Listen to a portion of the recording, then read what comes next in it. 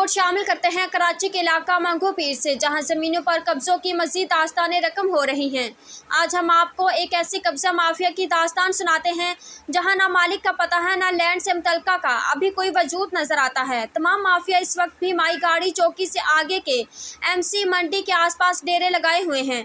कुछ अर्सा पहले यहां से पुलिस ने असला भी बरामद किया था। कई बार डबल रोड के रहायशियों से भी उन माफिया का झगड़ा हो चुका है। इस वक्त इस माफिया से लोग इंतहाई तंग हैं, मगर कोई बोलने वाला इसलिए नहीं क्योंकि इस कब्जा माफिया के पास मशकूक अफराद का आना जाना लगा रहता है।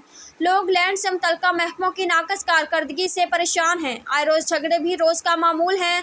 लोगों ने IG Sindh, additional IG Karachi, DIG west, SSP west और SHO मंगू पीर से अपील की है कि माई गाड़ी चौकी के MC मंडी के अतराफ कब्जा माफिया के खिलाफ एक्शन लिया जाए और इस बात की इंक्वायरी कराई जाए कि उनकी सरपरस्ती कौन कर रहा है। अगर ये असली मालिक हैं तो 2-3 बार उनके खिलाफ ऑपरेशन क्यों हुआ? उन पर कई FIR भी दर्ज हैं। रिपोर्ट अली जमान अवान, एहसास 9 न्यूज़ HD कराची।